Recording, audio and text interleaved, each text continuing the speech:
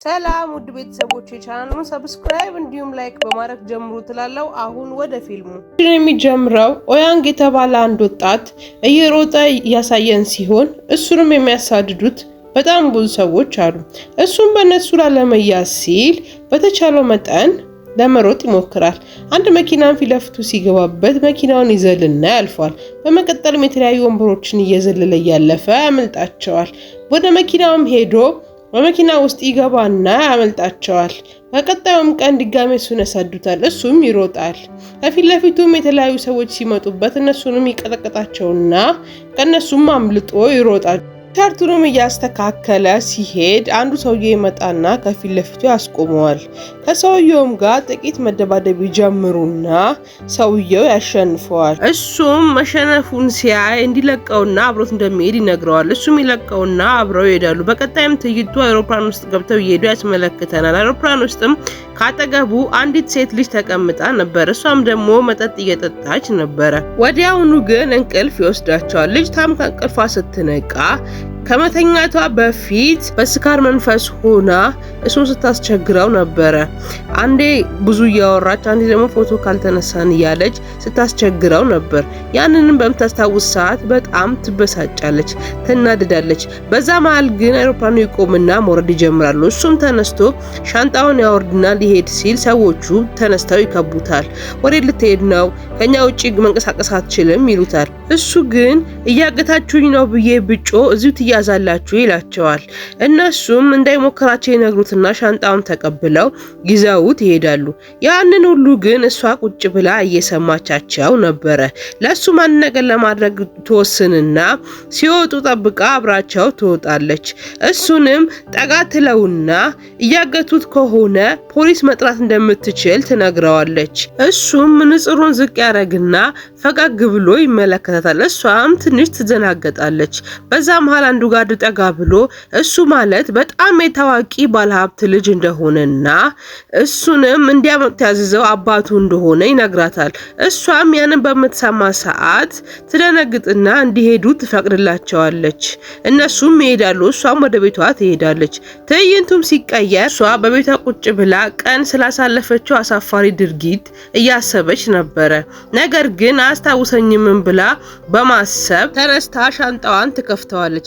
በተመሳሳይ ሰዓትም እሱም ሻንጣውን አንስቶ ጠረጴዛ ላይ አድርጎ ይከፍተዋል። ሁለቱም ሲከፍቱት ግን ውስጡ ላይ ያገኙት የነሱ ዕቃ አልነበረም። በዛም በጣም ይደነግጣሉ። አውሮፕላን ውስጥም እንደተቀያየሩ ያስታውሳሉ። እሷም የሱን ቦርሳ ስትበረብር የተለያዩ የቦክስ እቃዎችን ታገኛለች። እሱም ደግሞ የሷ ቦርሳ ውስጥ ዲያሪዋን ያገኛል። ዲያሪዋንም ያነበዋል። ስሟም ሚያ እንደሚባልና የ20 ዓመት ፍቅረኛ እንዳላት እሱንም ደግሞ ያገባኛል ብላ እየጠበቀች እንደሆነ ያነባል። እሷም ደግሞ እሱ ቦርሳ ውስጥ ፍላሽ ታገኝና ፍላሹን ከፍታ ስትመለከተው እሱ በተለያዩ ቦክሰኞች ሲደበደብ ትመለከታለች። በዛም ትሸማቀቅና አይኗን ትጨፍናለች። ቀጣዩም ቀን ቦርሳዋን ለመቀየር ወደሱ መስሪያ ቤት ትሄዳለች። ጸሐፊዎቹንም አግኝታ ከሱ ጋር እንዲያገናኟት ትጠይቃቸዋለች። እነሱም እሱ ብዙ ጊዜ ወደ መስሪያ ቤት እንደማይመጣ ይነግሯታል። በዛ መሃል ግን እሱ በመኪና ይመጣል። ወደ ውስጥም ይገባል። ወደ ውስጥም ሲገባ እሷን ያያታል። እሷንም ሲያያት ሮጦ ይሄድና አፏንም ይዞ ወደ ቢሮ ይዟት ይገባል።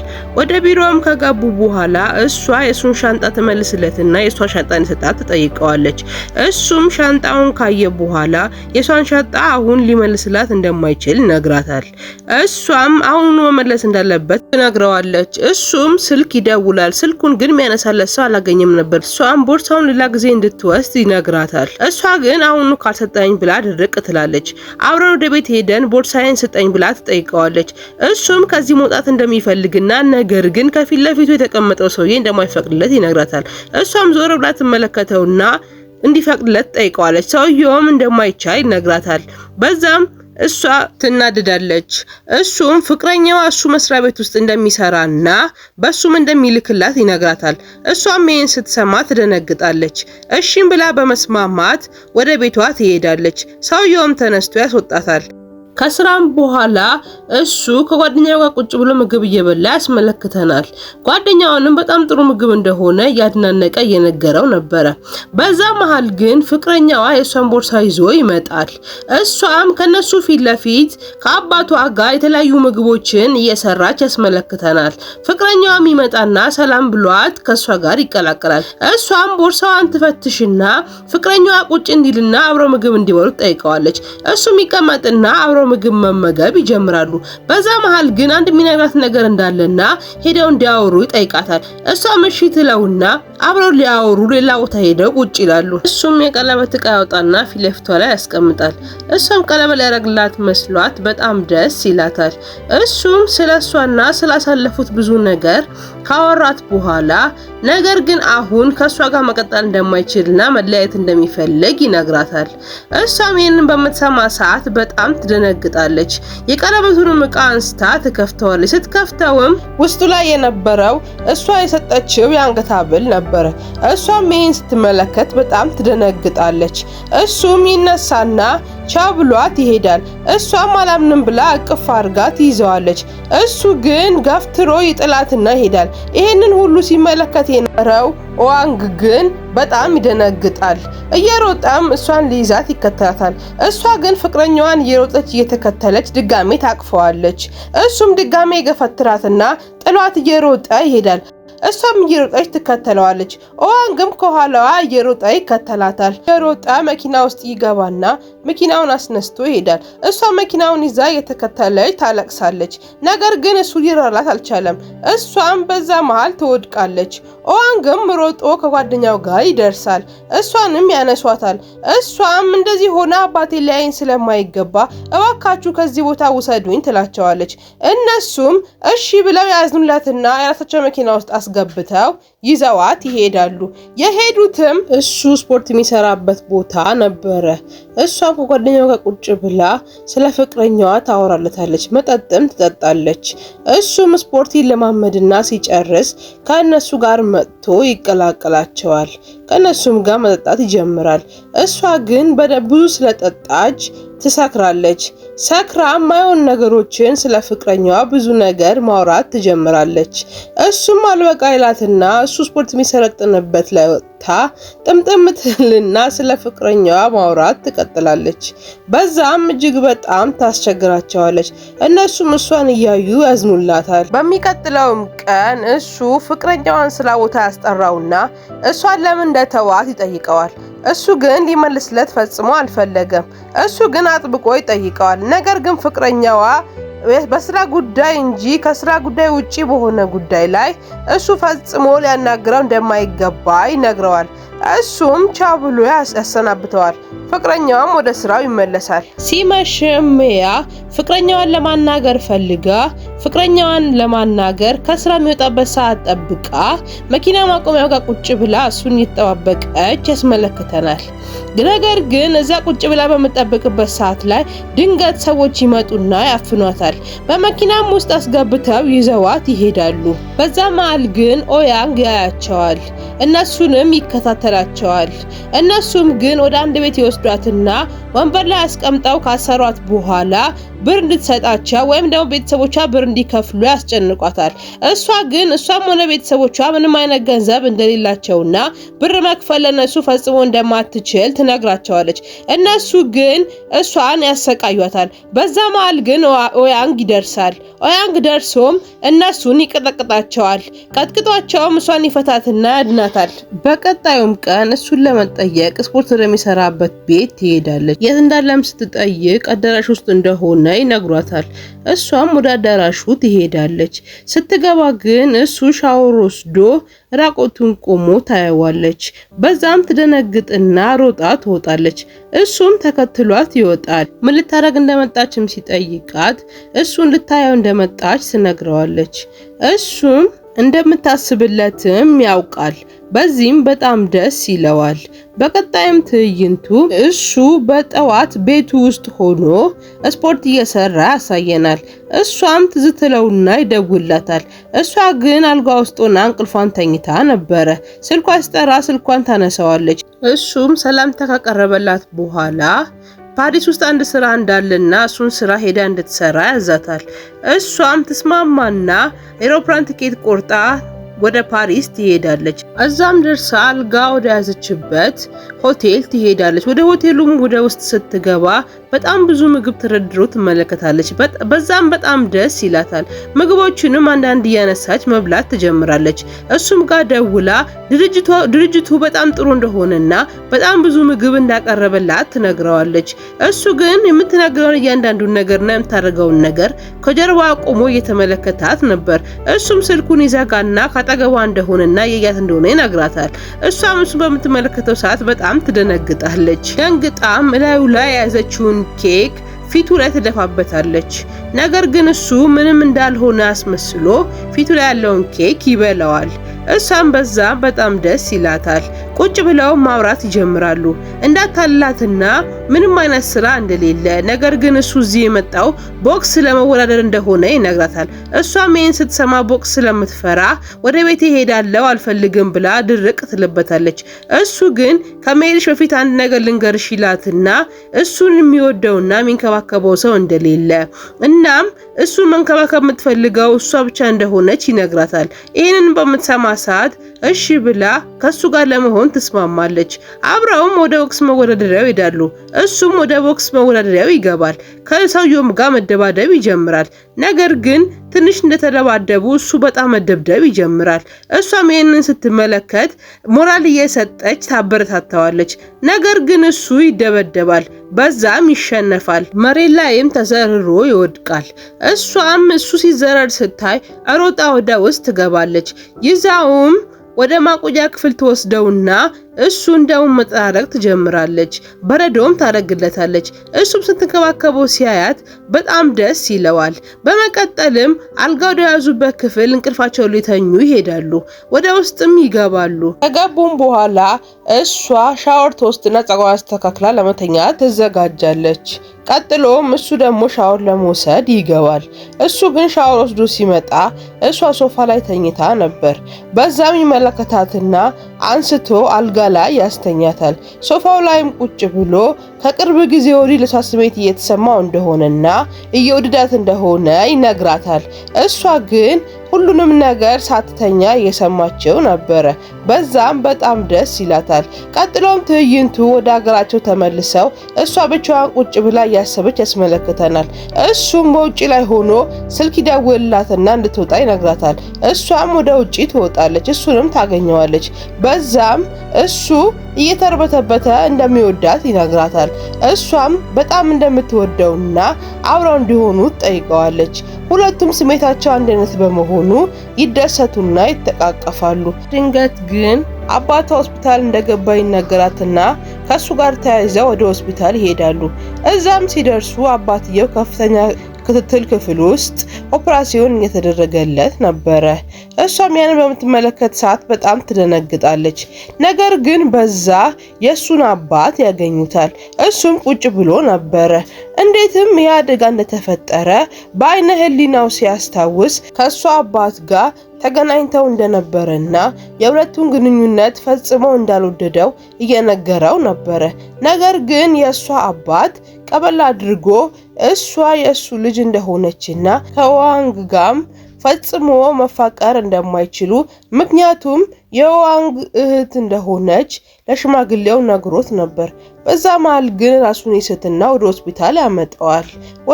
አሁንም ስንመለስ ዶክተሩም ከቀዶ ጥገና ክፍል ይወጣና ቀዶ ጥገናውን እንደጨረሱ ነገር ግን የፊት ለፊቱ 24 ሰዓታት ለሰውየው እጅግ በጣም ወሳኝ እንደሆኑ ይነግራቸዋል።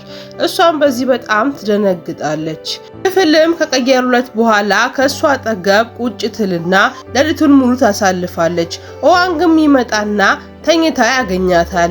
ልብሱንም አውልቆ ያለብሳታል። ወደ ውጪ ሲወጣ አባቱን ያገኘዋል። አባቱም ሊያወራው የሚፈልግ ነገር እንዳለና ወደ ቤት እንዲሄዱ ይነግረዋል። አብረውም ወደ ቤት ይሄዳሉ። እዛም እንደደረሱ አባቱ ከሷ ጋር መሆን እንደሌለበት ይነግረዋል። እሱ ግን ከሷ ጋር መሆን እንደሚፈልግ ይነግረዋል። አባቱም ከሱ ጋር እህትማማቾች እንደሆኑ ይነግረዋል። እሱም ይሄን በሚሰማ ሰዓት ይደነግጣል። ነገር ግን አላምንም ይለዋል። አባቱም ስለ ድሮ ታሪክ ማውራት ይጀምርና ከሷ እናት ጋር የድሮ ግንኙነት እንደነበራቸው ነገር ግን ሀብታም ስላልነበረች እንደተዋትና የሱን እናት እንዳገባ ይነግረዋል። እሱም ይሄን ሲሰማ እጅግ በጣም ይደነግጣል። ለሷም ካልነገርኳት ይላል። አባቱም አሁን የሚነግራት ከሆነ የአባቴ ብላ የምትጠራው ሰው ታሞ ስለሆነ ያለው አንድ ላይ ከተጋጨባት ፈጽሞ እንደምትረበሽና ሰላም እንደማትሆን ይነግረዋል። እሱም ይሄን በሚሰማ ሰዓት እጅግ በጣም ይናደድና መኪናውን እየነዳ አባቱ ያዘጋጀለት ሴት ይሄዳል። እሷም ጋር ደርሶ ከሷ ጋር እንደሚጋባ ይነግራታል። እሷም ይሄን ስትሰማ እጅግ በጣም ደስ ይላታል። ቀጥሎም ወደ ሜያ ጋር ይሄዳል። እሷንም ቀስ ብሎ ሄዶ ያያታል። እሷም ከአባቷ አጠገብ የአባቷን እጅ ይዛ ቁጭ ብላ አባቷ እንዲነቃ እየጸለየች ነበረ። እሱም ይሄን በሚመለከት ሰዓት አባቷ ታሞ እንደገና ደግሞ የሱ እህት እንደሆነች ከነገራት በጣም እንደምትጎዳ ያስብና ምንም ሳይላት ወደ ቤቱ ለመመለስ ይወስናል። ወደ ቤቱን በሚመለስበት ሰዓት እሷ ታየውና ሮጣ ትከተለዋለች። እሱም እየሮጣ ወደ ውጪ ይወጣል። እሷም ሮጣ ትከተለዋለች። ታስቆመውና እሱ ለምን እዛ ድረስ መጥቶ እሷን ሳያናግራት እየሄደ እንደሆነ ትጠይቀዋለች። እሱም ቀረውን ነገር በሙሉ ሊነግራት ቢፈልግም ነገር ግን እሷ አሁን ላይ እንዳትጎዳ ስለፈለገ ብቻ እሱ ከሌላ ሴት ጋር ሊጋባ እንደሆነ ይነግራታል። እሷንም ፈጽሞ እንደማይወዳትና እንደተዋት ይነግራታል። እሷም ይሄን በምትሰማ ሰዓት ማመን ያቅታታል። እሱም እየሮጣ ወደ መኪና ውስጥ ይገባና ይሄዳል። የሚቀጥለውም ቀን እሷ ራሷን አረጋግታ እሱን ለማናገር ስፖርት ወደሚሰራበት ቤት ትመጣለች። እሱን ስትመለከተው ግን ከአዲሱ ፍቅረኛው ጋር ሆኖ እየተሳሳቀና ስፖርት እያለማመዳት ትመለከታለች። ያንም ስትመለከት ቅስሟ ይሰበራል። ነገር ግን ወደ እሱ ትቀርብና እሱ ልታናግረው እንደምትፈልግ ትነግረዋለች።